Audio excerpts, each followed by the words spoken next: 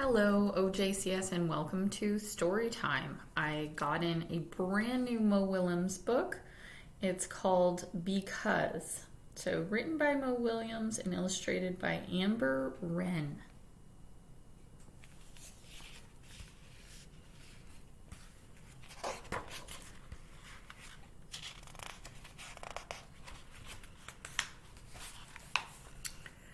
Because a man named Ludwig wrote beautiful music, a man named Franz was inspired to create his own.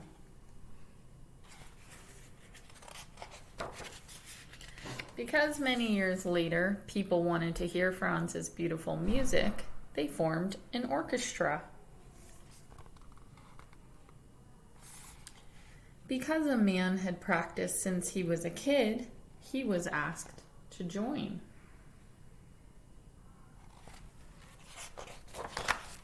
Because a woman studied night and day, she too was asked to play. Because many others loved and practiced their instruments, there were enough musicians.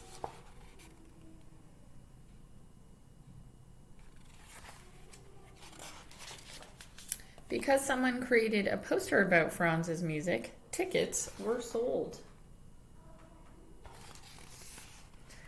Because the train conductor stopped the train at the Grand Concert Hall, the orchestra conductor arrived.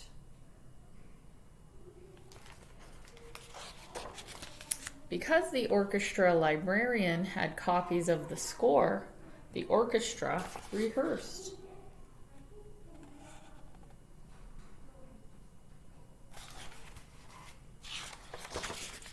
Because workers checked the lights and the seats and swept the floors, the grand hall was ready.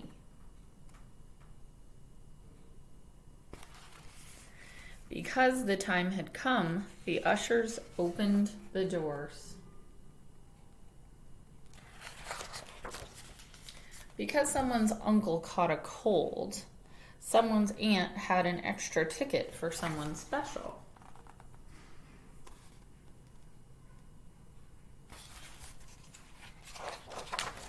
Because the usher held the aunt and her special guest, they found their seats.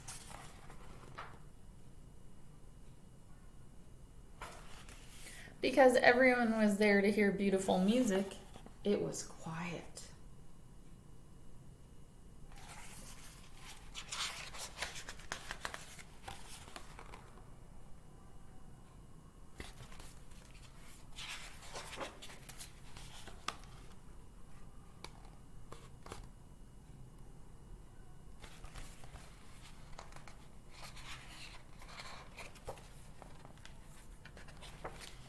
In row C, seat 14, sat the girl with the uncle's ticket.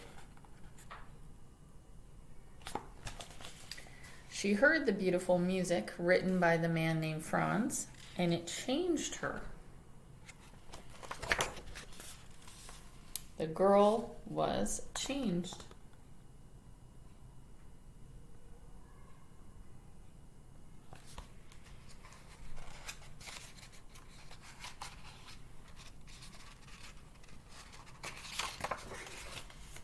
From that moment on, the girl learned everything she could about music because it fed her.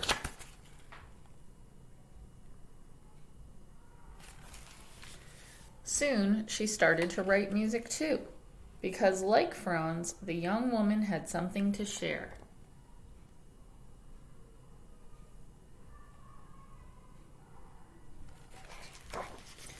Over time, the woman became very good because she worked very hard. One night, her music was discovered because she was also very lucky.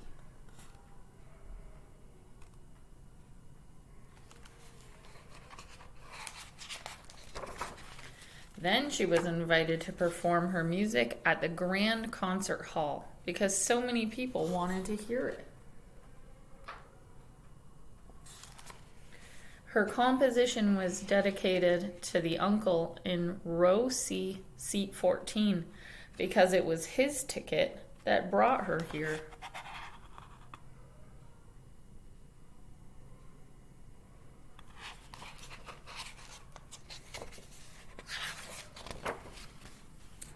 And that night, someone else was changed.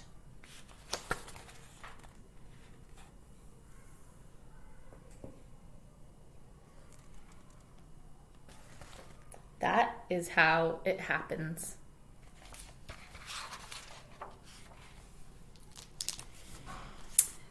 The second book I wanted to read is on the same theme of the orchestra, and it explains to us all of the instruments that are played in an orchestra. So this book is called Meet the Orchestra, and it's by Anne Hayes, and it's illustrated by Karmen Thompson.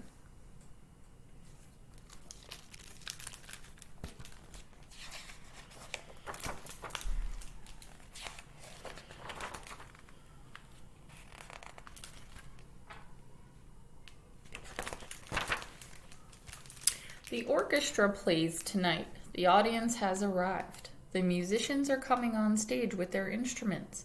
What a lot of different kinds they play. Strings, woodwinds, brass, and percussion.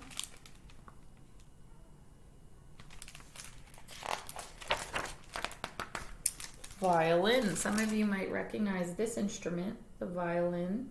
Some of you may even play it.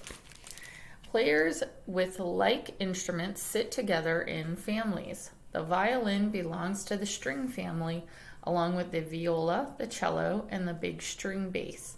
You play all of these with a bow or pluck them with your fingers. The violin is the smallest of the string instruments. Its song can be bright as laughter, light as air, soft as a whisper, or sad as a tear. The viola is next. As instruments get bigger, their voices get lower. The viola looks and sounds like a big brother to the violin. It has a deeper tone, reminding you of evening shadows, cloudy skies, and the color blue. This is the cello, being played by a really cute koala bear. You can't tuck a cello under your chin the way you do a violin or a viola. It is so big, you must rest it on the floor. The cello's rich, mellow voice speaks of deep feelings like joy and sadness. It can remind you of the calm beauty of a drifting swan and of the color purple. String bass. The string bass is the grandpapa of the string family. It is so tall that you must stand up or sit on a high stool to play it. When bowed, its low notes moan and groan. When plucked, its booming sound helps other musicians to keep the beat. Flute. The flute belongs to the woodwind family along with the piccolo, oboe, bassoon, and clarinet. You blow into these instruments to play them. At one time, all of them were made of wood. Today, the flute is often made of silver or even gold. To play the flute, you hold it sideways, tighten your lips, and blow across the air hole. With practice, you can trill like a bird or play slow, quivering notes as cool as a mountain stream. Piccolo. The piccolo, little sister to the flute, loves attention and always gets it. This tiny flute is so shrill you can't help hearing it. Its high notes almost pierce your eardrums, yet everyone loves the piccolo because it has such a great sense of fun. The oboe. The oboe has a mouthpiece made of reed. The reed can be fussy and troublesome. Then it honks like a goose with a bad cold. But usually the oboe can be trusted. The oboe plays that single note to which the whole orchestra tunes just before the concert begins. Its voice may remind you of faraway castles at sunset, autumn leaves, and the sadness of saying goodbye to someone you love. Bassoon. The bassoon is like a large folded oboe. It also has a reed mouthpiece. Its voice, like its name, has a kind of loneliness. Yet the bassoon can also be playful. It chats and chuckles with the other instruments. You often hear it chugging along like a tough little engine. Can't you almost see puffs of smoke coming out the top? Clarinet. Here are two different clarinets. The straight one is nimble and quick. It tootles up and down the scale, never tripping over a note. Its cool tones melt in your ears just like ice cream melts in your mouth. This very long clarinet is bent at both ends so it doesn't touch the floor when played. Its low, slow notes may remind you of clouds drifting across the moon or a snake swaying to a snake charmer's music. French horn. Make way for the brass family, the powerhouse of the orchestra. Even when they play softly, you can sense a huge cat crouched to spring. The brass do not have reed mouthpieces. Your lips buzzing against the metal mouthpiece produces the sound. The tubes of the horns magnify it as a bullhorn magnifies an announcer's voice. The French horn is like a big bright bell at the end of a long, thin tube. The tube is coiled so the horn can be played with one hand on the valves and the other inside the bell. The hand inside softens the sound. Uncoiled, the French horn would reach all the way across a very large room. Someone would surely trip over it. The French horn has many voices. It can calm you with its gentle tones or thrill you with its gallant hunting call. Trumpet. The trumpet's shorter tube makes it look easier to play than some of the fancier brass, but is it? No, say the trumpeteers. You must work just as hard to learn it. The trumpet's call is noble and exciting. It can remind you of flags flying, soldiers marching, and royal persons entering a great hall. Tuba. The tuba has a huge bell and a very long tube. Do you remember that the bigger strings have deeper voices? The same is true of the horns. The bigger ones make lower sounds. The tuba seldom carries a tune. It's more of a rhythm instrument. Its oompas help the brass to keep the beat just as the thump of the brass does for the strings. Tympanum or kettle drums. The big kettle drums sit in the kitchen or percussion section of the orchestra. Everything that's beaten, banged, dinged, or pinged belongs there. Have you ever heard the orchestra rumble with the sound of distant thunder? Suddenly it explodes with a boom, boom, boom. That is the timpani. They look like big kettles sitting side by side. Each has a slightly different pitch. You beat rapidly from one to the other, making the thunder crash and roll. Cymbals. The cymbals look like a pair of pot lids. When banged together, they crash with the fury of an electric storm. If the kettle drums give you the roll of thunder, the cymbals give you the flash of lightning. Hear them ring out just when the music reaches a peak of excitement. This is a proud moment for the whole orchestra. And everyone knows this one. Piano. When you sit down at the piano, the black and white keys make your fingers want to dance. From the center, you can play them all, the high ones on your right and the low ones on your left. When you hear a murmur of notes burst into thundering chords, then fade into silence, it's probably the voice of the piano. When it's over, you may want to clap or perhaps even cry. The conductor. Now meet the conductor. He's often called maestro, which means master of the orchestra. That he is, for he leads the musicians at all times. He does it mostly by talking with his hands. In his right hand, he holds a small stick, the baton.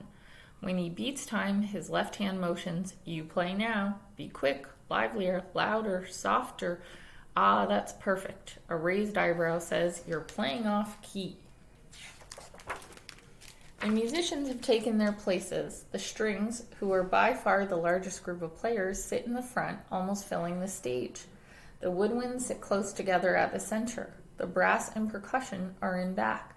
The conductor strides on stage in front of the orchestra, raises his baton. Let the music start.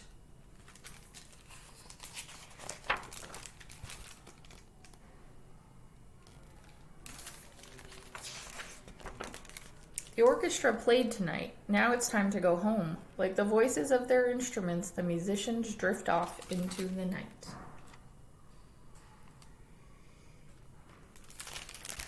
Raise your hand and share with your class which of these instruments is your favorite, or let the class know if you play an instrument at home. I'm also going to include a video on this page that will let you hear what it sounds like when an orchestra plays. I hope you enjoyed this little lesson on story time on the orchestra. Have a great week.